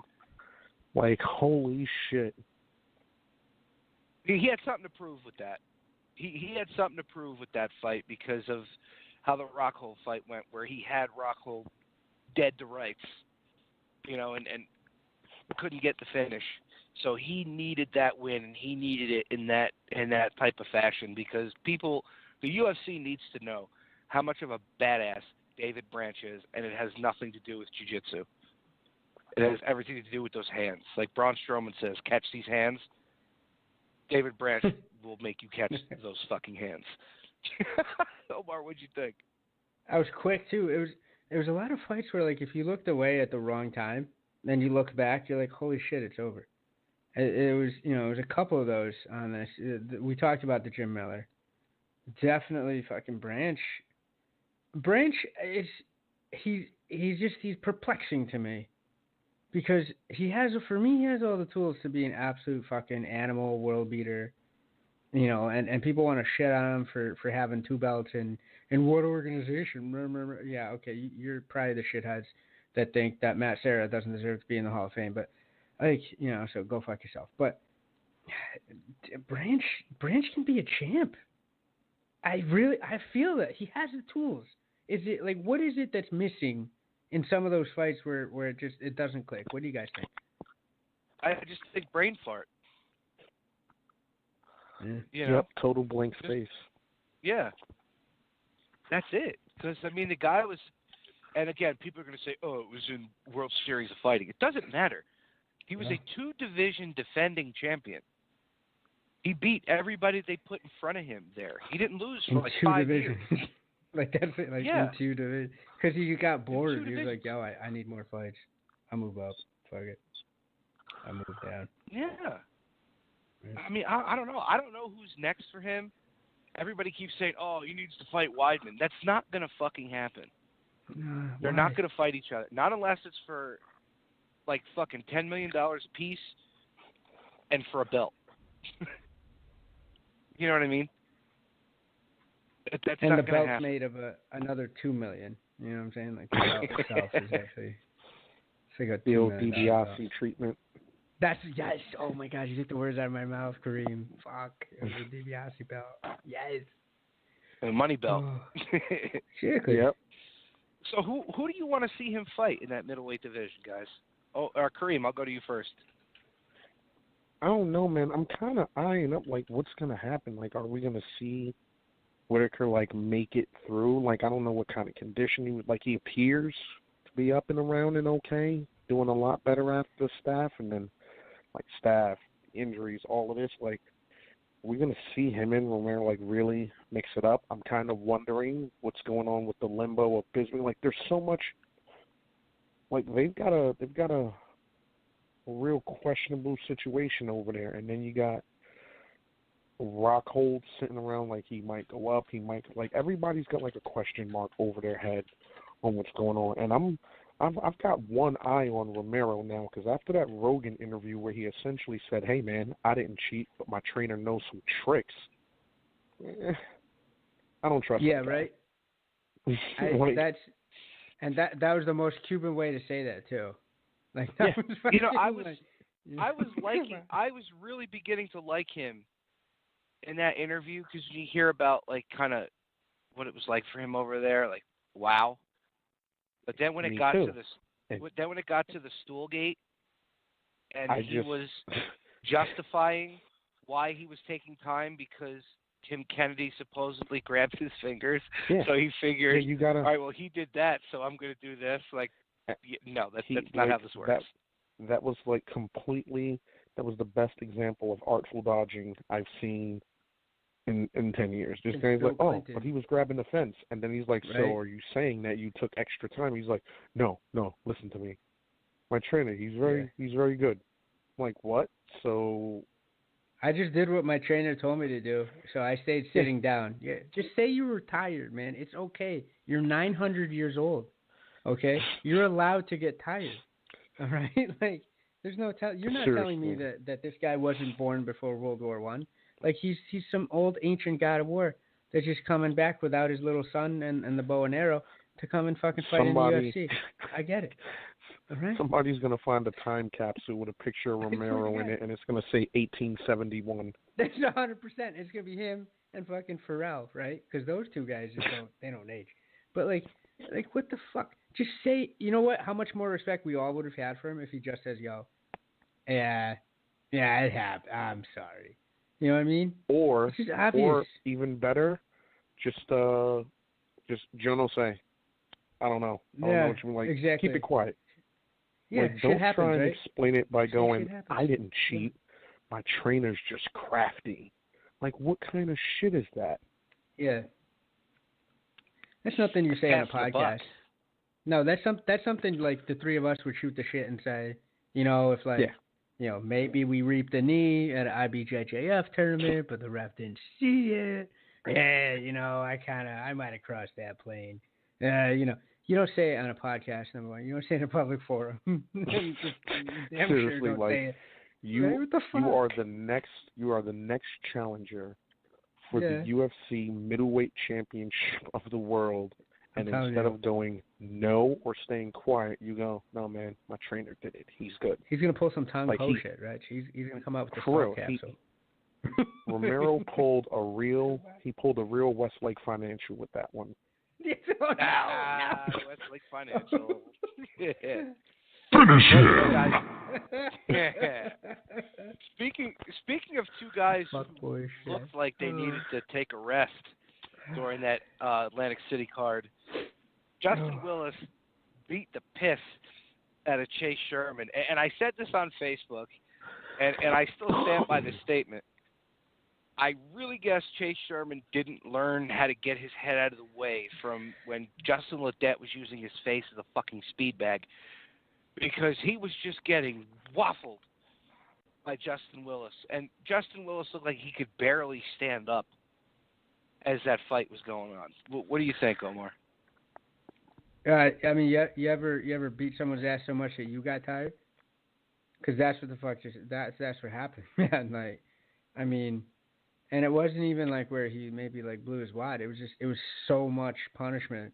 You can only, you don't expect a guy to keep fucking standing, especially at that weight division when you throw that much artillery at the guy's face. Right? You know what I'm saying? When you unleash the Gauss cannon in Mech Warrior, you expect the fucking guy to be blown away, right? Like you don't got the heat sinks to fucking send another salvo, right? You got to wait a couple of turns. What the fuck are you gonna do? I mean, God bless him. Now, Kareem, I want to ask you this: does it piss you off when you see a heavyweight that looks like Justin Willis with the giant gut, completely out of shape? Doesn't that kind of piss you off because it's like you don't look like a professional athlete should look, especially a heavyweight fighter? It's weird to me is what it is, because you can see the difference in fighters that we've seen in the past in UFC, like Frank Mir in some of his best conditions, even pre-TRT boosting, has never been like a flat stomach kind of guy.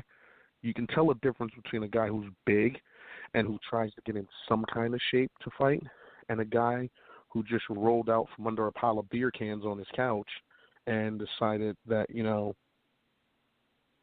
fighting is the thing he was going to do. It's just too weird to me. Like, how do you not want to trim down the burden on your muscles by, like, getting off as much of that weight as you can? Like, if you don't want to cut weight, then when you're under the 265 mark, man, just shave some off. Change up one or two things in your life so you permanently drop 10 or 12 pounds and, you tone a little bit. Like, do something. But the Roy Nelson approach is like old news, man. You can't just look sloven and sloppy anymore. It's fucking, no matter how, it's like Dana used to say about Roy all the time, like, you don't have sponsors, you don't get a big push behind you because nobody wants to fuck with a guy who looks like he doesn't give a shit about himself. Or his profession. Like that's one of those things where like it looks, when your profession and your tool set is your body in a very big sense, right? If you come in and you look like absolute straight dog shit, like even DC looks, a little whatever, but it's nowhere near what we're talking about with fucking say a Roy Nelson, or any of these guys on Saturday. Like you can. What did Joe say? Rogan goes, Roy Nelson is the best 185 pounder in the heavyweight division. I mean, he's not wrong. Easily could lose the 50 to 60 pounds and would be an absolute force, I believe, at 185. That is 2 weight classes lower. All right? He might look like Rumble under there. Like, fuck. Even if he took a pause and stopped over at 205. Right now, he'd be top 5, top 3, top 5, 205 right now. People would be hard pressed to deal with Roy. Who's knocking him out at 205 if he cuts the right way? Right? Like if he I think we're all assuming, right, that he cuts the right way, he just gets healthy, he stops being a fat shit. Yeah. And who knocks him out at 205? Rumble retired, so he's safe. Yeah, exactly. At 205. Yeah, he's safe at 205. And if he gets to 185, who touches him at 185, at least standing up, right? Whitaker might try, but Whitaker might break his hands on that fucking dome. At 185, Roy Nelson would be Paul Bunyan. There's this one I mean about that would be insane. 185 is so fucking crazy because the best guys in it are all either locked up or sidelined out. It's fucking it's ridiculous in there. You got Father Time about to fight Whitaker, and either way that fight goes, somebody's going to be out for 6+ months. I would bet money, forget betting on a winner, just bet on how much time each guy is going to need off after that fight is over. Because Romero was saying it himself, his body, the whole way his body responds to training after every session, after every camp, after every fight, it's not like it was before. He can still do some things, but there's a whole lot of things he used to do that he can't. Yeah. So I don't imagine he's going to have a superior bounce back time if Whitaker drops some bombs on him. And I don't know, man. Whitaker's health is, I don't want to go as far to say suspect right now, but guys dealing with a lot. You're right. You're right. He might not still be 100%. Who knows? He might be pushing it, and then next thing you know, he's going to re-injure, or he's going to go into a fight, and we're going to be like, man, what the fuck happened to Whitaker? It's going to be like Bo Jackson after the surgery. Oh man, what could have been. Yeah, I'm you guys want to hear nervous that way something awesome? You guys want to hear something awesome that we've been talking about the light heavyweight, with Roy Nelson drop. Corey Anderson, 5 takedowns away from tying Rashad Evans for the most takedowns landed at UFC light heavyweight all time. That is impressive. How tremendous is that? That's crazy. Corey got the big win this Saturday night, but just looking at that, man, the East Coast, man, we're coming, and I mean he's not even a true East Coaster, but he is now. So let's stick it with that camp, because I know the 3 of us are happy as shit for this. I touched on this at the beginning of the show. It's just the first time in over a decade. Not only has Frankie fought in New Jersey, but he fought in Atlantic City. And, Paul Felder had kind of even said this, and this is no disrespect to Edson Barbosa and Kevin Lee, but that place was packed in there for Frankie. I mean, I think we all saw that when Frankie came out. He made his bones in Atlantic City fighting for Lou Neglia and Ring of Combat. I don't know about you guys. I was really on the edge of my seat for this fight because every time Cub threw a punch that landed, I was nervous. Just because of the short amount of time from the knockout from Ortega. And I think it was really awesome when, Frankie gets the win and he comes on the microphone and the first thing he said is, they were talking about the percentages of guys that come back after that. I don't believe in that shit. I just believe in me. Was that not the quote of the night? That's that's the best quote in the past few pay-per-views or few events, period. Yeah. I mean, he looked really good. He didn't look tentative. Like, some of these guys that get knocked out, maybe they're a little bit tentative. He was fighting the way he always fights. In your face, in and out. Do you guys find it a little strange that he wasn't able to get the takedown at all? I mean, do you think Cubs' takedown defense is really that good? What I think is, I'm happy for the team, happy for our affiliates, our extended families, and Frankie and all of them. I still say it was too early, and it's not luck. It's skill and determination that, like, Frankie took this fight, he went in, and he drove it in the direction it went in, and he got the W. But I don't think Cub hangs in there as long as he did with the fully rested and up to snuff Frankie Edgar. 100%. It doesn't happen. Yep. It was still too early. I was going to say that. Yep. You took the words right out of my mouth. Like, I'm glad he won. Cubs, no fucking joke, man. Like, exactly. Cubs in there for a reason. He had a weird rough spot where, like, you're like, okay, is he done? Is he not? He's made a resurgence.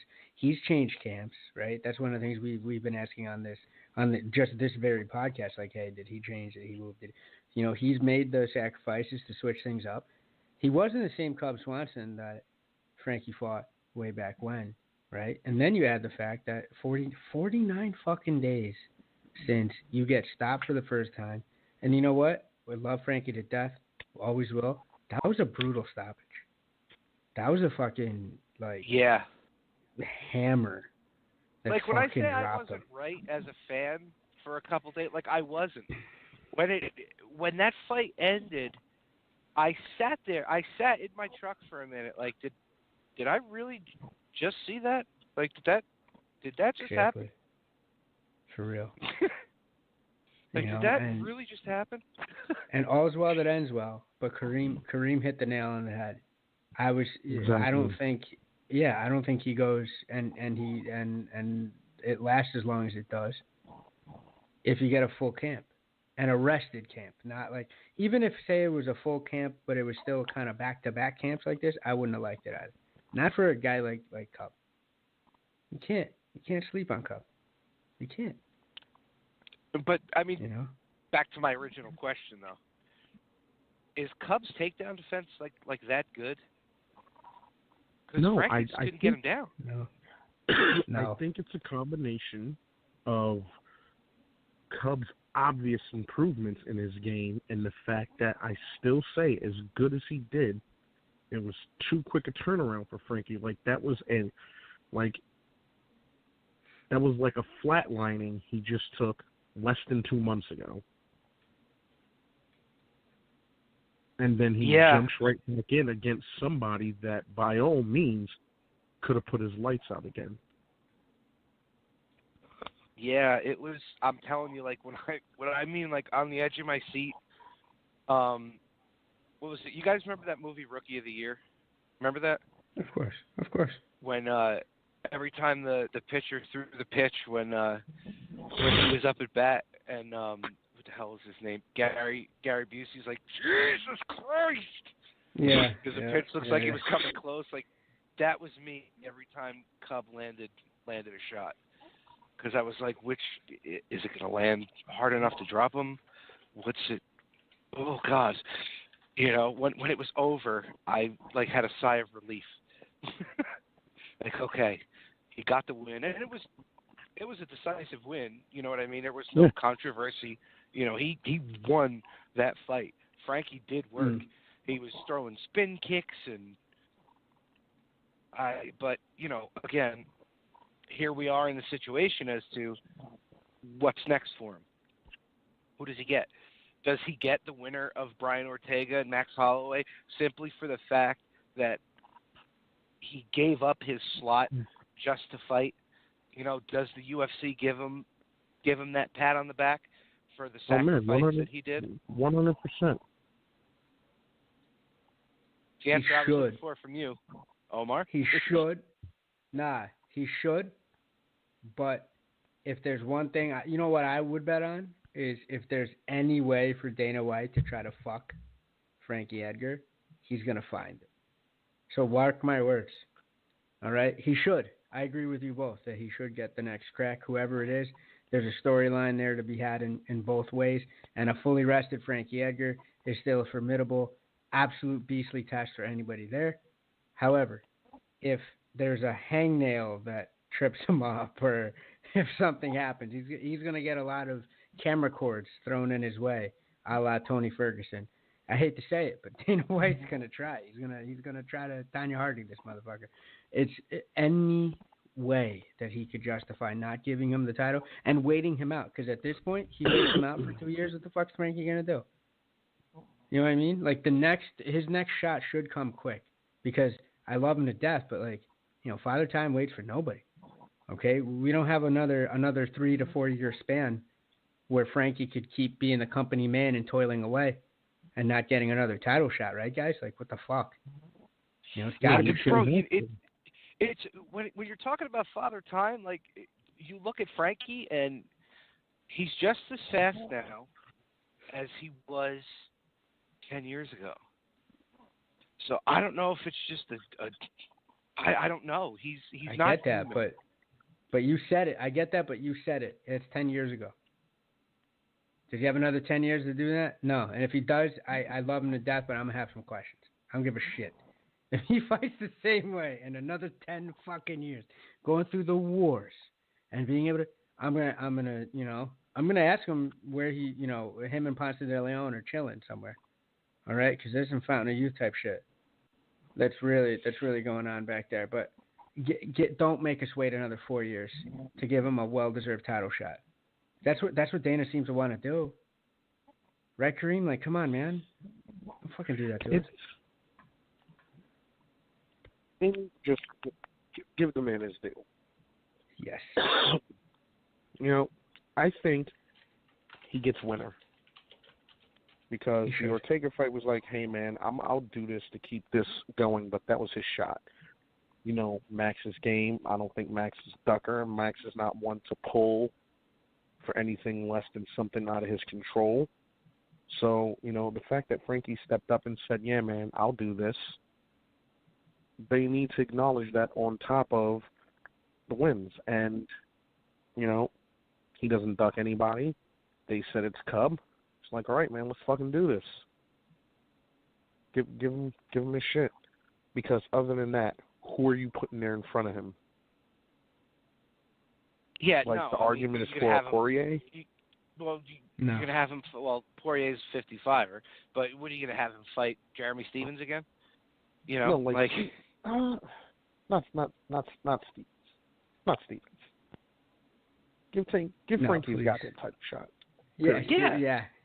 Good call, Kareem. Like that was the perfect reaction to that question. Just nah, man, no. Make Cub fight Jeremy Stevens. That's the fight for Cub. Cub and Jeremy Stevens.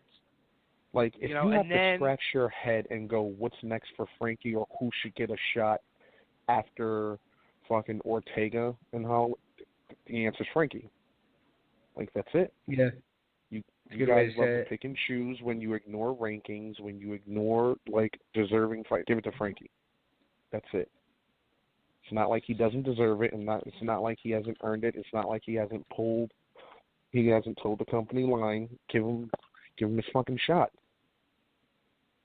Yeah, I mean, you're talking about a guy who, and I keep saying for 10 years, but it's the truth, who's been top 3 in 2 divisions for 10 years. Did I just hear what is that, a lullaby? Yeah, I heard that too. I didn't hear Omar, nothing, did you guys. just fall asleep on us? No, I didn't. I don't know what you're talking about. I didn't hear that. Sorry, guys. My phone. What the fuck? my phone's telling me to go to sleep. Well, yeah. Let's hope that Frankie does get that shot for sure. So this next one was rough. It was an exciting fight for Edson to be fighting against Kevin Lee, which this is the fight I called months ago before they signed it. Kevin Lee, his wrestling is right up there with Khabib. I don't think he's as strong as Khabib, but he's definitely more active on top. But what was that fucking dance? He looked like James Brown when he got kicked in the head. That was tough. I never saw anything like that before. He definitely caught the stanky leg. Yeah. That was insane. Yeah. I thought the Omar, fight was over. You touched on it pre-show. I think like you said, if Edson wasn't so tired, he probably would have been able to follow up with like a spinning fucking roundhouse right after that, just put him out of his misery. Or like a knee or something crazy. You know what I mean? Look at where the heel hit. An inch lower, and somebody would have had to remind Kevin Lee that he had a fight that night. Somebody would have had to tell Kevin Lee what his name was. Like, yo, your name is Kevin Lee. That's a fact. Yo. Because it looked like he blocked it. I thought he blocked half of it. Fucking with him. It was weird. Yeah, you're right. I thought he was fucking with him, like Anderson Silva used to do, like Anderson Silva did to Chris Weidman, like he was pretending, and then he ended up, getting himself knocked out. But yep. After the first couple steps Kevin Lee taken, I was like, oh, he's gonna go out. And then that was just crazy. That name. Yeah, take nothing away from Kevin Lee, but you hear like Frankie and all these guys talk about Edson's takedown defense and how it's hard for them to take him down. Is Khabib and Kevin Lee just that good of wrestlers? No. I don't. Listen, I do not believe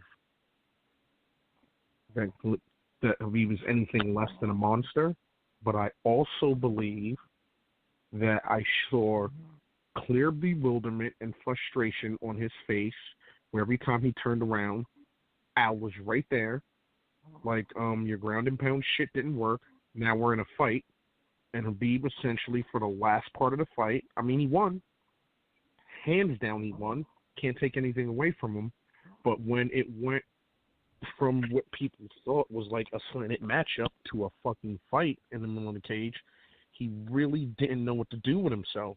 He was like hitting Al, and Al wasn't going anywhere. And then when his fucking ground and pound, and you saw like right toward the middle, like he took them shots. His shots got a little bit sloppy. He was shooting from further out, which you're just primed to get kneed in the face when that comes in wrong if you're too far out. And like he just had this look like, what the fuck? Like, I'm hitting you. You're not going down. You're not going anywhere. And he went from holding him down and controlling him a bit, where it was hard for Al to fucking manage and get up, to like he either wasn't getting the takedowns anymore, or Al was popping back up. Like, I think for the wrong person, like, you do some shit like that. Like, if it was Ferguson, Khabib loses that fight. Like, seeing that, if Ferguson gets past round 2, it's a bad night. It's a bad night for Khabib. Because he doesn't, like, slow too much. He doesn't completely gas, but it doesn't look like his tempo for his wrestling holds up at that same level over the course of 5 rounds. Omar, what do you think? I think that's fair. I think that one of the things, I think Khabib loves 3-round fights. I think he's built to be the 3-round champion of the universe forever. Do I think he can win 5-round fights? Of course he can. Do I think that he can get caught in rounds 4 and 5? Absolutely. And if somebody can play off their back and, use that classical jiu-jitsu. Remember when jiu-jitsu was touted as like that self-defense style, right? where you stop people from hurting you until you don't lose long enough and then you win, right? I think Elio Gracie, that's one of his big quotes that I love, and I think it holds up here. A guy like Tony Ferguson, that matchup, that type of fighter, I think works in his favor. Do I think Kevin Lee? It really depends on who's got the bigger gas tank. What I love about this fight, though, that we just saw this past weekend was the fact that Kevin Lee seemed to want to prove a point that he could stand. I think on a lot of those exchanges, I mean, of course he got spinning heel kicked almost into an undeath, but I think there's a lot of times where he could have just started shooting a lot earlier. He could have started shooting. He could have never stopped shooting. You get me, guys? Like, there's a lot of points where I think he said, you know what? I'm going to show that I'm a well-rounded guy. And can I ask both of you, see if you can help me out here. Was that Dewey Cooper in his fucking corner? Like, who? I don't know. Yeah, like, I don't know if they mentioned it, but like, if Dewey Cooper's in his corner, I don't know if I'm excited or not, because I don't know if Dewey, is exactly. I think with the perfect type of camp situation, I think Kevin Lee can be an absolute world beater. But that notwithstanding, he did great. He wanted to show off his stand-up. Him versus Khabib, I don't know. I don't know if I'm as excited for that fight as I might have been. I'm really not excited to see Khabib grab Kevin Lee by his ankles and explain to him why he's getting fish raped like he is. Yeah, right. I need to be the champion. I must be the champion. Like, okay. That's how this fight goes. It gets hyped. He hits Khabib a couple of times. When that's not working like he thought, he goes to shoot. Khabib will sprawl hard on him and let him stand back up just to dump him down, and then he'll use that fucking side seat belt, like locking off the arm, and he'll explain to him as he's fish raping the side of his face that he has to hold this belt. He has to wait to destroy Conor. So please, just give up. And Lee won't know what to do with himself, and he'll blink, and then the fight will be over, and somebody will be trying to help him up off the ground, explaining to him that Khabib let him go to sleep. Yeah. That's. I feel like you just saved a lot of people $60. Yeah, you're like Big Brown says, UFC, you're welcome. Fans, you're welcome. Exactly. I saved the UFC from making a dumb fight. I saved a bunch of people, like millions of people, from spending $60 on garbage. Now, if we can just get Khabib, a real opponent. Not that Lee is not a real opponent, but I just explained what's going to happen. Well, let's move on. Yeah. I mean, Poirier is making his charge for it, but I don't know if he's ready for that yet. And honestly, before we close out, did you guys agree with the stoppage? It wasn't bad. Yeah. It was. I mean, it was 1:20 in the morning on the East Coast, so I'm not gonna say I was mad at it. I'm not gonna lie to you guys. I mean, it was tough, but I don't think that there was gonna be any surprises from anybody in that last round. Fair enough. Yeah. No. And to give Edson another fight, if they don't do Poirier fighting for the belt, give Edson a goddamn striker. Please. Give him a striker. Stop Seriously. giving him these straight wrestlers right now. You know what I mean? Give the guy an opportunity to give the fans what they want to see. So maybe give him Poirier or give him a Justin Gaethje. Could you imagine Justin Gaethje against Edson Barboza? That makes my day hard. Listen. I respect people's life choices. It's 2018. Love who you love, but I don't turn on the UFC to see a new version of Oz. I'm not here to watch men rape men, and that's what that would be. Gaethje versus Barboza. Like that would be Barboza deciding where and when Gaethje gets the big.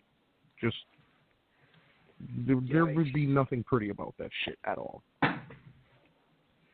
Yeah, not you think for he the, stops not for him the finally? fact of, I think so.